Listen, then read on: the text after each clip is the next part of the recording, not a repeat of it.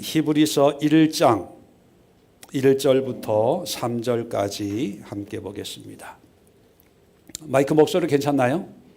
네. 저는 모니터가 있어서 좀 울리는 것 같은데. 네.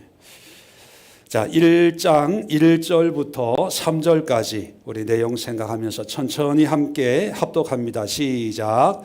옛적에 선지자들을 통하여 여러 부분과 여러 모양으로 우리 조상들에게 말씀하신 하나님이 이 모든 날 마지막에는 아들을 통하여 우리에게 말씀하셨으니 이 아들을 만유의 상속자로 세우시고 또 그로 말미암아 모든 세계를 지으셨느니라.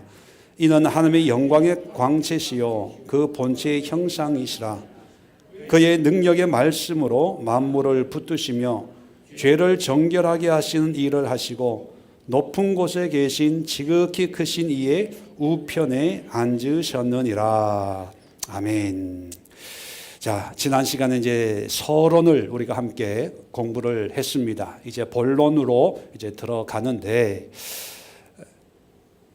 히브리서는 편지라고 그랬죠. 편지인데 편지 형식을 취하지 않고 거두절미라는 말이 있죠. 인사를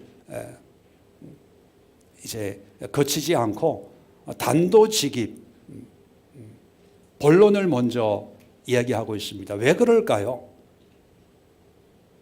왜 구차한 이런 인사나 안부 이런 얘기를 안 하고 본론부터 얘기할까요? 무례해서가 아니라 중요한 게 있기 때문이죠. 급한 게 있으니까 정말 필요한 본론이 더 중요하기 때문에 인사 이런 거는 생략을 하는 거죠. 그렇다면 1절, 2절, 3절 물론 그 다음부터도 중요하겠지만 이 처음 언급하는 내용이 특별한 의미가 있고 중요하다는 것을 우리는 알 수가 있습니다. 자, 그래서 오늘 첫 번째 설교의 제목이 뭐냐면 아들은 누구인가? 뭐 우스갯소리지만 딸만 있는 분 낙심하지 마시고요. 아들 얘기한다고 시험 받지 마시고 아들은 누구인가? 우리는 알아요. 예수님이 아들이시고 예수님이 누구인가를 아는데, 근데 문제는 우리는 2000년의 시간 속에서 알다 보니까 의심이 많아요. 왜? 직접 본 사람도 없고 만난 사람도 없고. 근데 이 당시의 사람들은요, 우리와는 사정이 다릅니다. 어릴 때 예수님을 만난 사람은 예수님에 대한 기억이 있을 수 있는, 그리고 한두 사람만 건너가면 예수님을 직접 목격했던 사람, 기적을 경험했던 사람, 예수님의 십자가의 어떤 그런 기억이 생생했던 사람들이 아직도 생존하고 있는 그런 상황이거든요. 자, 그런 상황에서 예수님에 대한 믿음이 흔들리고, 그래서 예수님에 대해서 다시 가르칠 필요가 있다는 이런 사실은 기독교의 당시 기독교의 어떤 그런 기초가 흔들리는 그런 문제거든요. 자, 그래서 자, 처음 언급하고 있는 것이 아들에 관한 얘기인데, 자, 그런데 재밌는 것은요, 우리 같으면 아들 이런 수식어 사용하지 않고 예수님, 예수가 그리스도다 이렇게 분명하게 얘기를 하면 되는데, 오늘 2절에 보면 모든 마지막 날에는 아들을 통하여, 아들이라는 표현을 쓰고 있어요. 그 이유를 한번 살펴보려고 합니다. 1절, 2절이 참 중요해요. 이 히브리서를 이해하는 열쇠와 같은. 자, 1절에는 옛적에라는 말로 시작합니다. 옛적에 선지자들,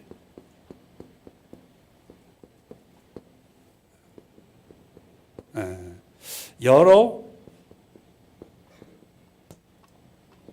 부분, 모양, 누구에게 말씀하셨어요? 우리 조상. 야, 자, 이게 참 의미 있는 말씀인데 옛적이면 언제를 얘기하는 걸까요? 호랑이 담배 피우던 시절을 얘기합니까? 구약을 얘기해요. 구약. 구약 시대 선지자들이라고 하니까 구약에 활동했던 모든 하나님의 사람들, 그죠? 아브라함부터 선지자들이라고 해서 굳이 우리가 아는 선지서에 등장하는 이사야나 예레미야나 뭐 이런 학개나 말라기 같은 이런 선지자들의 이야기만이 아니라 에덴 동산의 아담과 하와부터 시작해서 선지자라고 하는 것은 하나님의 말씀을 전하는 사람들이기 때문에 입으로 환상을 통해 전하는 사람도 선지자지만 삶을 통해서 아브라함도 선지자지요. 모세도 선지자고 그런 면에서 다윗도 선지자입니다. 구약에 있는 하나님의 일꾼들, 하나님의 도구들을 통칭해서 쓰는 용어가 선지자들. 이 선지자들을 통해서 하나님이 말씀하시는데 어떻게 말씀하냐면 여러 부분과 모양으로 말씀하시는 거예요. 여러 부분, 여러 방법으로 또 여러 번 이런 뜻입니다. 여러 부분이라고 하는 것은 하나님의 온전한 모습을 한꺼번에 쫙 보여주는 게 아니라 그럴 수도 없으니까 이럴 때 조금 저럴 때 조금 여기서 조금 저기서 조금 이렇게 여러 부분과 모양으로 조각조각 조금씩 조금씩 이렇게 보여줬는데 누구에게요? 우리 조상들에게. 우리 조상들에게. 그러면 이것이 1절에서 얘기하고 있는 이것이 구약시대. 구약시대라고 하는 것은 율법이죠. 율법 시대에는 하나님이 이런 방법으로 선지자를 통해서 사람을 통해서 그의 삶이나 계시나 환상이나 이런 걸 통해서 이렇게 보여줬다는 거예요. 자, 그런데 2절에 오면 좀 표현이 다릅니다. 이 모든 날 마지막 2절에 보면 모든 날 마지막에는 자, 선지자가 아니라 누구를 통해서요? 아들 통해서 어떻게 전했다는 얘기가 있어요, 없어요? 없어요. 없이 누구에게? 우리에게. 우리.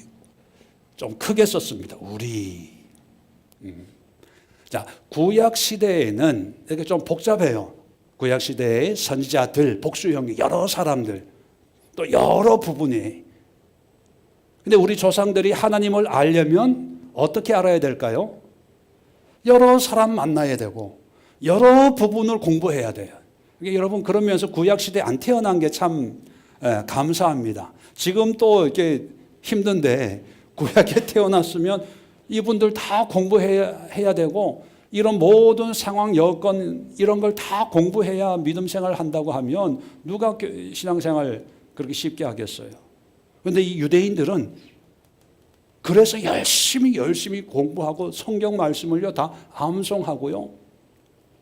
정말 헌신적으로 그렇게 신앙생활을 했습니다. 그런데 모든 날 마지막이라고 하는 말은요 언뜻 들어보면 종말의 때, 예수님이 재림하는 그런 때라고 생각할 수 있는 우리 입장에서는 지금 이 히브리서는 유대인들, 히브리인들에게 주는 편지거든요.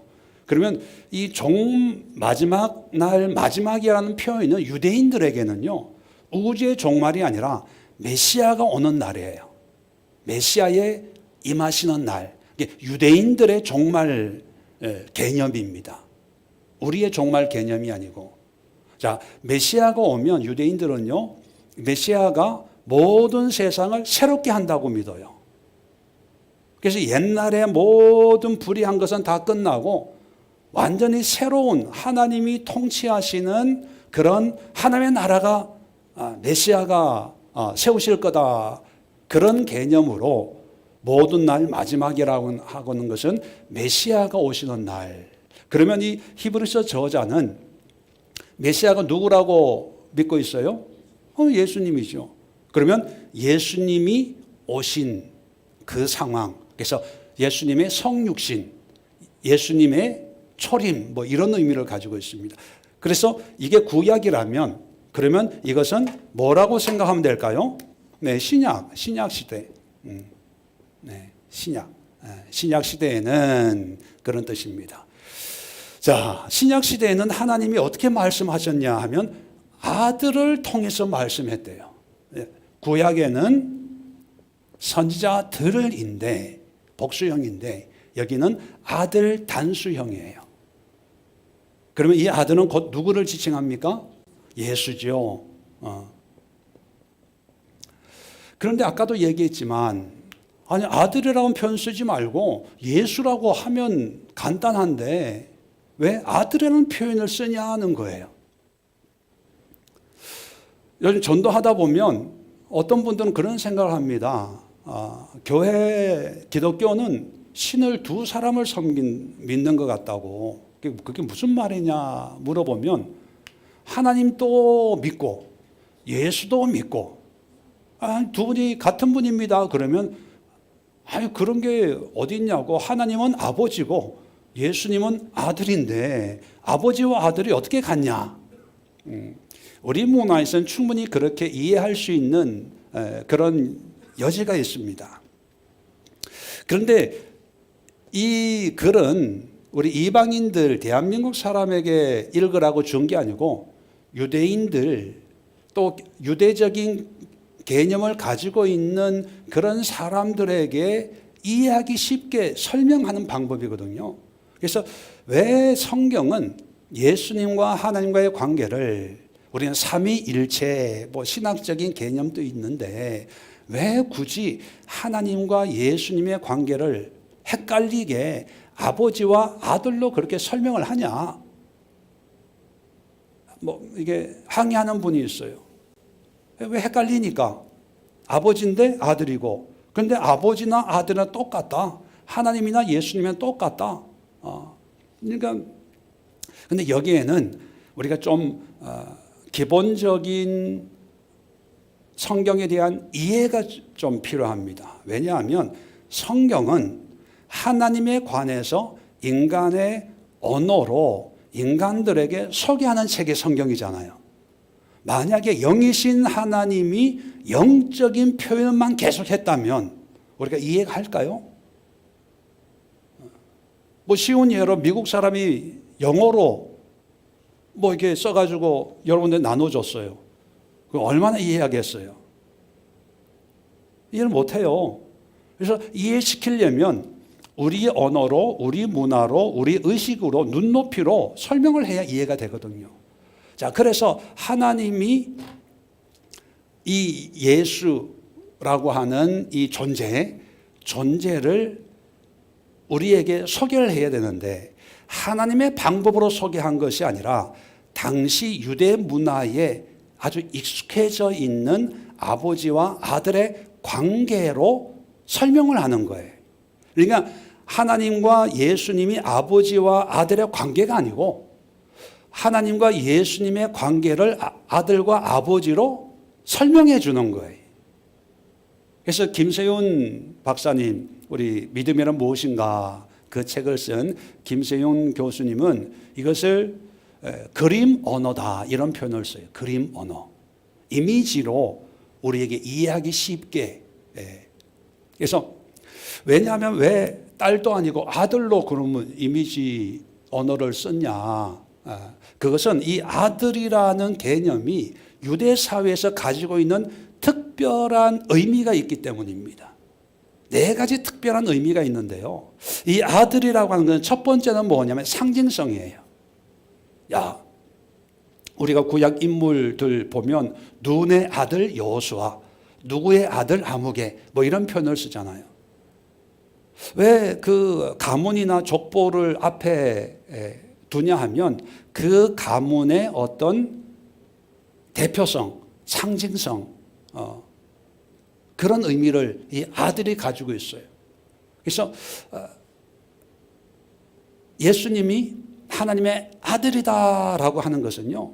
하나님을 상징하는 거예요. 두 번째는 대표성이에요. 딸보다는 아들이 그 가문의 어떤 대표. 그래서 아들이다라고 하면 그 아들 한 살만 보는 게 아니라 그 아들이 있는 그 가문을. 그래서 우리 문화의 혈연 중심인 우리 문화에서도 옛날에는, 요즘은 그런 일이 없지만 길 가다 어른들 만나면 너 붙인 함자가 누구냐? 그러면 아무개 집에 몇째 아들입니다. 그러면 오 그렇구나. 아니 많이 컸네. 아버지는 잘 계시고 뭐 이렇게 이제 인사를 하잖아요. 그 아들이라고 하는 게 보면은 어리고 콧물 찔찔 나고 머리도 뭐 막 풀어 헤치고 있어도 누구 집의 아들이라 그러면 그 아들의 모습을 보는 게 아니고 그 아들에 속해 있는 어떤 가문을 보면서 그 가문을 대표하는 그런 존재로 여기거든요. 그리고 세 번째는 뭐냐면 동질성입니다. 아들이라고 하는 것은 아버지와 같다 하는, 피를 나누는 혈연의 관계, DNA를 나누고 있다 보니까 아버지는 지금 이 자리에 없지만 아들이다라고 하면 그래 그 아버지와 같이 여겨주는 거예요. 유대 사회에서는. 그리고 네 번째가 뭐냐면 동일시성이에요. 동일시. 원 집사님과 김 집사님을 우리가 동일시한다는 의미는 뭡니까? 두 분이 서로 달라요. 다르지만 오늘 이 시간은 두 분이 똑같은 걸로 우리 한번 여겨봅시다. 동일시해 봅시다. 원래는 아니지만 이 아들이라고 하는 존재를 통해서 아버지와 동일하게 여겨주는 거예요. 그래서 유대 사회에서는 내가 누구 집의 아들입니다라고 하면 그 집의 어떤 권리나 주장을 할 수 있는 그 아버지와 똑같은 권리를 가지고 있는 것으로 여겨주는 문화가 있습니다. 그래서 아들 중에 제일 권리가 많은 사람이 누구예요? 맏아들이거든요. 이 맏아들을 하나님은 내 것이다 라고 그렇게 부릅니다. 그만큼 아들의 역할이 중요하고 크기 때문에 그런 문화에서 우리 이렇게 설명을 해야 되지만 유대 사회에서는 예수님이 하나님의 아들입니다 라고 하는 그 말은 예수가 하나님이다는 말과 똑같이 여겨지는 거예요. 자, 그런 문화에서 문화의 어떤 그런 공통적인 이해가 있기 때문에 하나님께서 많은 어떤 그림 언어들을 사용할 수 있지만 아버지와 아들의 이미지로 우리에게 예수님을 설명하는 거예요. 자, 그래서 예수님은 육을 가지고 있습니다. 그리고 모르긴 해도 장발이었어요. 당시 문화. 그리고 그분의 드레스 코드는 아마 아주 심플한 흰색 계열의 어떤 그런 옷을 입고 신발은 아마 시원한 샌들을 신었을 거예요. 그리고 외모는 우리가 그림 보면 서양 사람 멋있는 얼굴의 소유자가 예수님의 어떤 그런 모습이지만 상황적으로 보면 그건 이제 그린 거고 그렇게 잘생기지는 않았을 것 같아요. 왜냐하면 나이가 30인데 이제 복음서를 보면 아브라함이 내 때를 보고 즐거워했다라고 하니까 유대인들이 뭐라 그러냐면 아니 나이 50도 못된 놈이 네가 아브라함을 봤다고 이렇게 야단치는 모습이 있거든요. 그러면 우리가 미루어 보면 나이가 30대인데 50으로 본다고 하면 좀 여러분 그렇지 않아요? 그죠? 하여튼 그런 외모를 가지고 있지만 그분이 곧 누구라고요? 하나님이라는 거예요. 자, 그래서 이 선지자들은 기라성 같은 선지자들 아닙니까? 아브라함, 모세, 다윗, 근데 이런 사람도 하나님에 대해서는 여러 부분, 여러 모양으로밖에 설명을 할 수가 없었어요. 근데 우리가 볼 때는 그렇게 초라한 사람이었어요. 근데 이 아들은 여러 부분, 여러 모양으로 설명할 필요가 있어요, 없어요? 없어요. 왜요? 이분이 하나님이니까. 이분이 말씀이 하나님의 말씀이고, 이분이 행하는 것이 하나님이 행하는 거고, 이분이 기뻐하는 게 하나님이 기뻐하는 거고, 이분이 책망하고 심판하는 것이 하나님의 뜻이니까 굳이 예수님을 통해, 아들을 통해서 여러 부분, 여러 모양이 필요가 없는 거예요. 그래서 이거는 생략. 이 아들을 통해서 누구에게? 우리에게. 예수를 믿는 사람들, 우리 그리스도인들. 자, 그러면 우리 조상, 구약에 있는 이 조상들이 믿음 생활하기가 쉬웠을까요? 쉬울까요? 우리가 믿음 생활하기 쉬울까요? 우리가 믿음 생활하기가 훨씬 쉬워요. 왜? 이 사람들은 여러 부분으로, 여러 모양으로 이 사람들이 하나님의 뜻에 대해서 얘기를 하니까 우리는 조합을 해야 돼요. 끼워 맞춰 봐야 돼요. 또 여러 가지를 공부를 해야 돼요. 그런데 우리는 예수님을 통해서 여러 부분, 여러 모양이 아니라 이 예수님을 통해서 하나님의 전부를 볼 수가 있는 거예요. 이게 지금 히브리서 저자가 편지 벽두에 이 말씀을 하는 이유가 뭐냐면, 지금 우리라고 하는 이 사람들이 어제도 살펴봤지만 신앙이 미성숙하고 핍박 속에 여러 가지 이단에 휩쓸려서 믿음이 안 자라고 옛날로 돌아가려고 하고 세상에 떠내려가는 그런 상황, 지경에 있는 사람들 아닙니까? 그러니까 이런 사람들을 보면서 이 히브리서 저자는 답답한 거예요. 답답한 거. 우리 조상들은 이렇게 여러 부분, 여러 모양으로 보여준 사람들의 말을 듣고서도 그렇게 열심히 신앙생활을 했는데, 하나님이 우리에게 오셔서 직접 우리에게 만지고 보고 같이 생활하고 또 하나님의 말씀을 듣고 한 우리가 이 조상들과 비교해 보니까 영 아닌 거예요. 지금 이 히브리서 저자는 이 말씀 이렇게 1절, 2절을 통해서 강조하는 부분이 뭘까요? 뭘 강조합니까? 마지막 날을 강조합니까? 아들을 강조합니까? 우리를 강조합니까?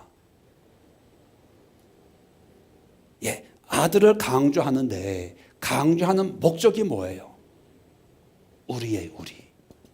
이런 예수를, 이런 아들을 우리가 믿고 있는 거이 바보 멍충아. 그러면서 2절 중간부터 이 아들은 하면서 7가지를 이 아들에 대해서 설명을 합니다. 이 아들이 누구냐?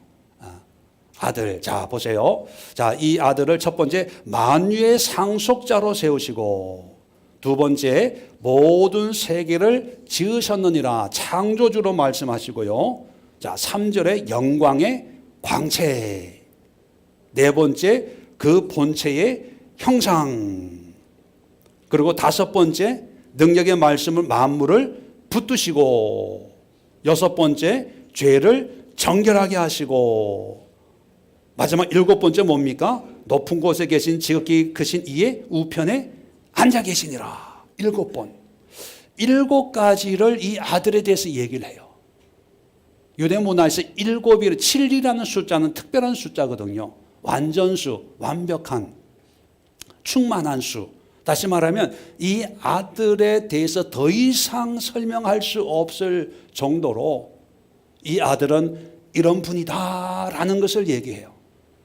그리고 5절부터 이 7가지 예수님에 대한 신분, 사역에 대해서 7가지를 얘기하고 있는 것을요, 이건 내 얘기가 아니라 구약 성경에 있어 하고 7 군대의 구약 성경을 인용해서 설명을 해줘요.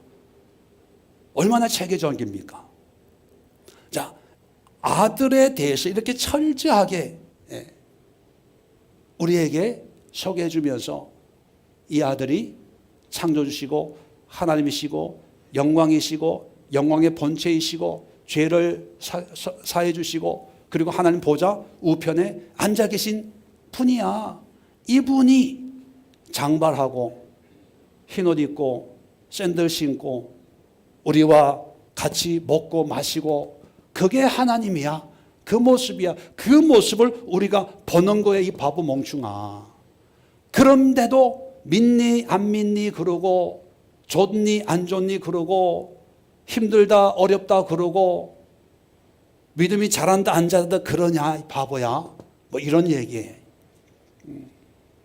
제가 왜 마음이 시원하죠? 지금 이 히브리서 저자는요, 우리에 대해서 물론 이제 아들에 대해서 쭉 얘기하지만 얘기한 이유가 뭐냐면 우리예요. 우리가 지금 의심할 여지가 없는 하나님을 만나고 있어. 자, 더 기가 막힌 것 이제 앞으로 공부하겠지만 여러분 히브리서 11장 하면 여러분 뭐가 생각이 납니까? 히브리서 11장 하면 어떤 분은 그래요. 11장은 뭐가 생각나요? 하면 12장요. 자, 11장은 믿음장이라고. 그죠? 믿음장. 믿음에 대한 어떤 그런 믿음의 사람들을 쫙 설명을 합니다. 아브라함 아벨부터 시작해서 에녹, 노아, 아브라함, 모세 쭉 이삭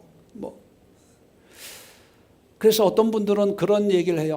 우리도 이 히브리서 11장에 있는 이 믿음의 전당, 믿음의 명예의 전당에 우리 이름을 올려야 됩니다. 그렇게 얘기를 해요. 우리도 이렇게 살아야 됩니다. 핍박과 고난을 극복하고 숱한 어려움을 극복하고 믿음으로 산 이런 선진들을 우리가 함께 그 무리에 속해야 됩니다. 그러면 설교 들어보셨어요? 근데 성경을 자세히 보면요, 그 얘기를 하려고 쓰는 게 아니에요. 여러분, 거기에 믿음의 이 명예의 전당에 들어가지 마세요. 들어가지 마세요. 들어가고 싶어도 못 들어가지만 하나님이 들어가라 그래도요, 들어가지 마세요.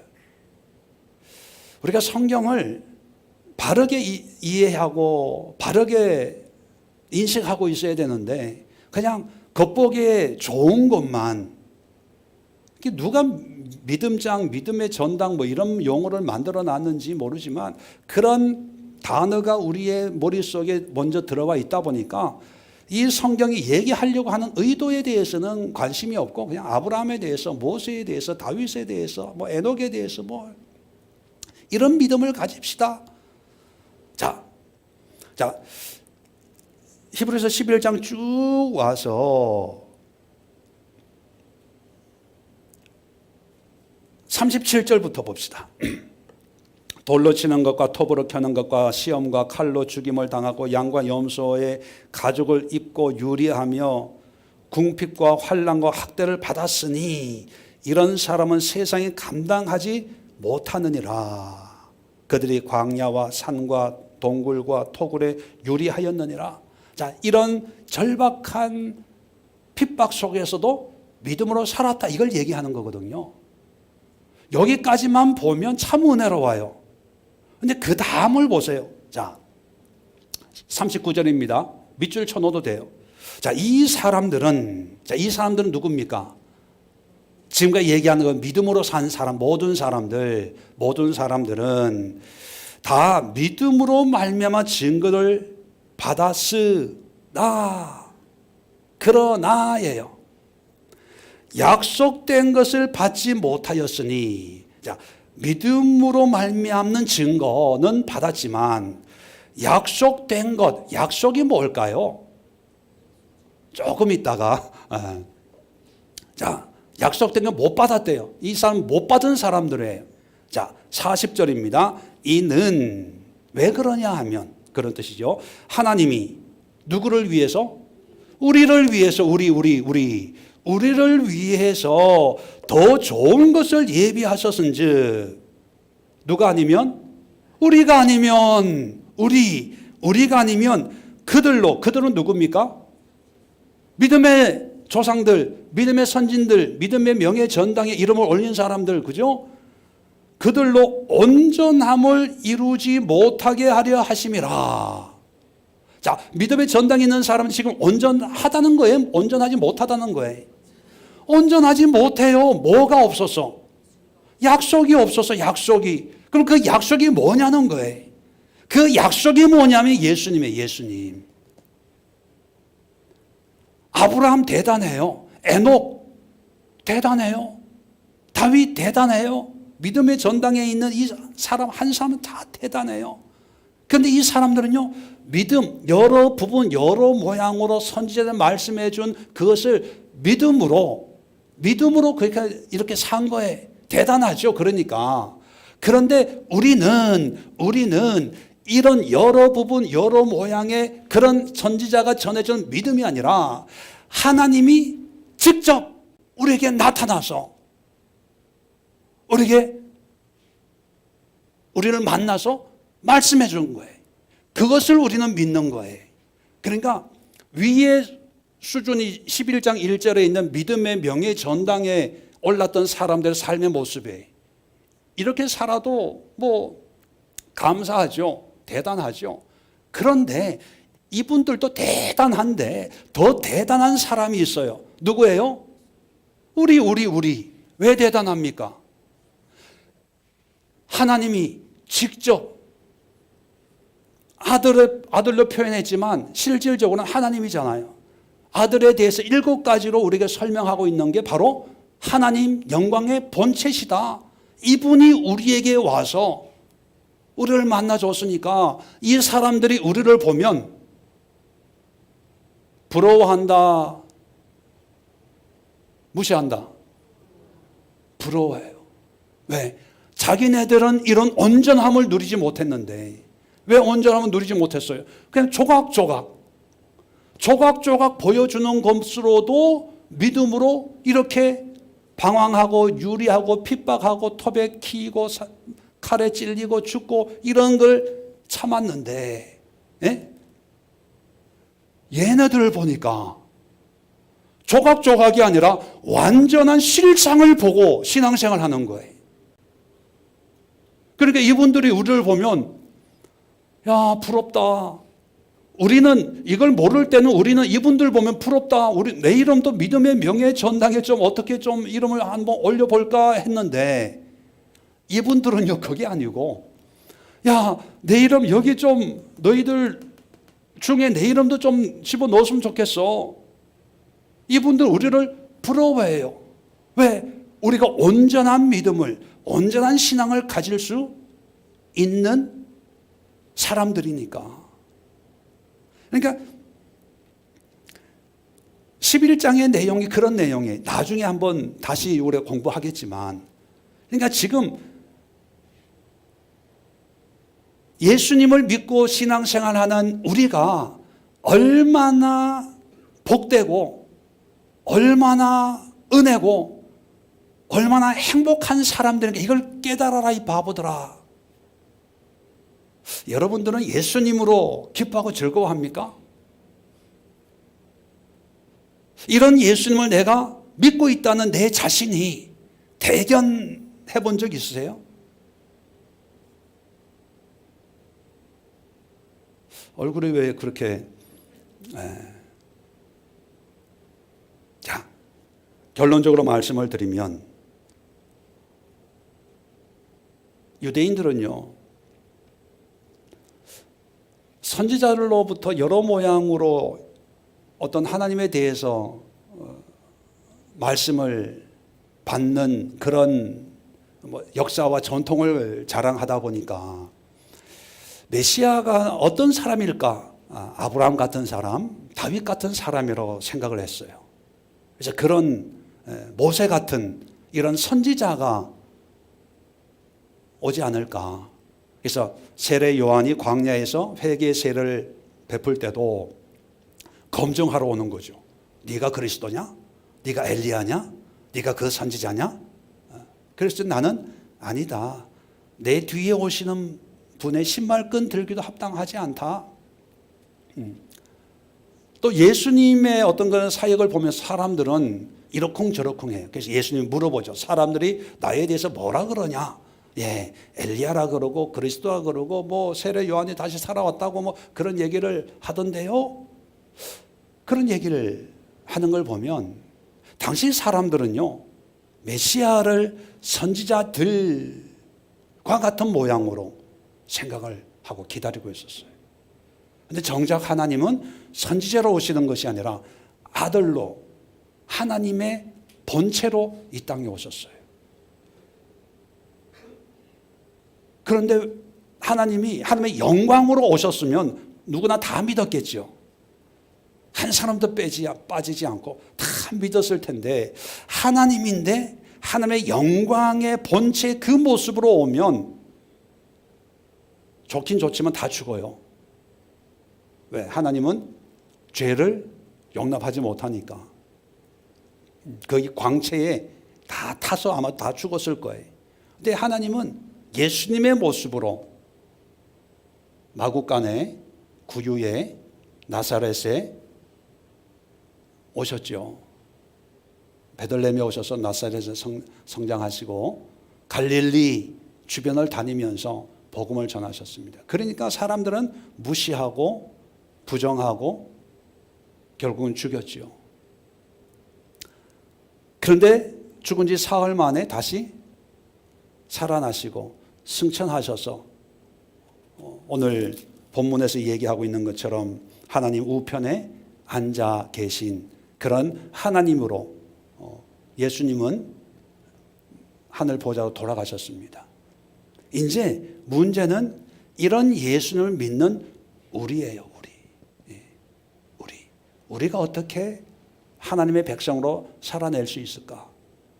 우리가 이런 예수님을 믿고 있다는 어떤 자기 확신, 자기 긍지, 자기 어떤 자부심, 이런 것으로 살고 있는가 하는 거예요.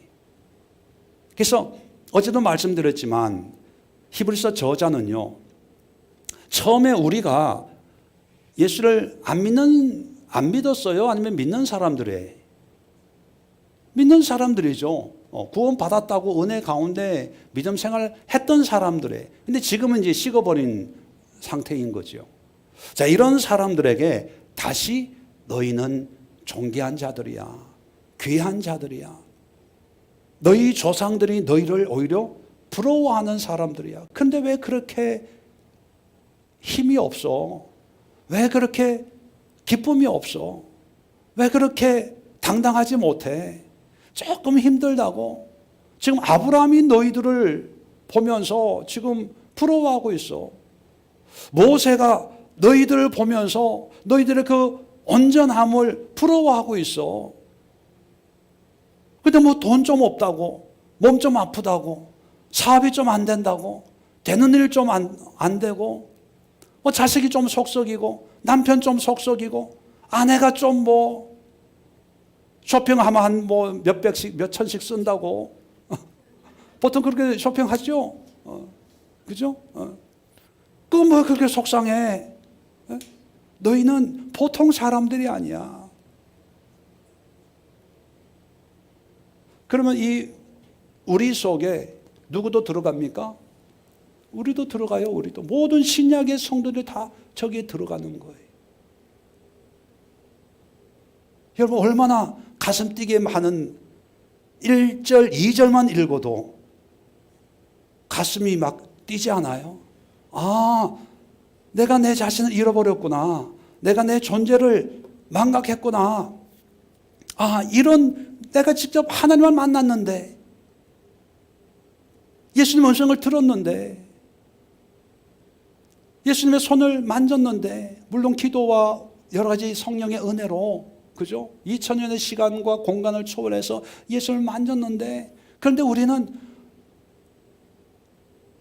삶의 문제 작은 거 뭐 몇 가지 때문에 하나님이 응답을 하시니 안 하시니, 믿음이 자라니 안 자라니, 축복을 하시니 안 하시니, 나를 뭐 지켜주니 안 지켜주니 원망 불평 하고 있으니까, 그러니까 마귀들이 자꾸 틈을 타서 너희들을 세상의 풍조에 떠내려가게 만들고 있는 것도 모르면서 그렇게 살고 있는 걸 보니까 안타깝고 답답해서 이 편지를 쓰는 거죠. 그럼 우리의 기도의 제목이 뭘까요? 여러분, 뭘 기도해야 되겠습니까? 더 많은 은혜요? 더 많은 능력? 더 많은 축복? 물론 그것도 필요할 때가 있지만, 지금 우리의 상황에서는 이 아들을 믿는 믿음의 의미가 회복이 되면, 그죠? 예수의 의미가 깨달아지게 하옵소서. 예수님이 누구인지 부분과 모양으로만 전해 들은 말씀 가지고도 그렇게 믿음으로 헌신하고 순종하고 일평생을 광야를 헤매면서도 하나님을 붙들고 살았던 사람들도 있는데, 근데 우리는 예수님을 통해서 온전한 믿음을 우리에게 예수님이 전해주셨는데, 이 성경 66권 완벽한 하나님의 말씀을 우리가 늘 들고 다니고 읽고 묵상하고 있는데도 우리는 왜 그렇게 불평이 많고 불만이 많고 필요한 게 많고, 우리가 회개해야 돼요. 예수님 앞에 우리가 오늘 예수님의 존재를 너무 가볍게 여긴 거에 대해서 또 회개하는 시간을 가져봅시다. 예수님을 우리가 얼마나, 예수라는 이름을 얼마나 많이 들었습니까? 우리 입으로 얼마나 많이 외쳤습니까? 근데 그분에 대한 이런 감격, 감동이 없는 거예요. 그래서 오늘 기도하실 때 첫 번째는, 우리도 은혜 받았을 때는 너무 좋았잖아요. 근데 세상 속에서 다 잃어버렸으니까 먼저 회개 기도. 하나님, 예수님의 그 존재를 잃어버려서 죄송합니다. 예수님을 무시해서 죄송합니다. 예수님의 그 은혜를 너무 소홀하게 여겨서 너무 죄송해요. 용서해 주세요. 회개 기도하시고요. 두 번째는 예수님의 그 의미를 다시 한번 내 마음속에 새기기를 원합니다. 정말 예수님이 모든 것을 의미하는데, 예수님을 찾지 않고 우리는 물질을 찾고 건강을 찾고 삶의 평안을 찾았는데, 사실 예수님 안에 그 모든 것이 다 들어가 있는데, 세 번째 기도는, 그래서 예수님, 나를 만나 주옵소서. 나와 함께 주옵소서. 이제 예수님만으로 만족하고 예수님을 기뻐하고 예수님을 자랑하고 예수의 사람이 되었다는 이 자부심과 긍지의 삶을 살게 하옵소서. 그렇게 우리 기도하는 시간 갖도록 하겠습니다. 우리 자리 정돈하시고 오늘 말씀 생각하면서 우리 주여 한번 힘차게 외치고 합심해서 함께 기도합니다.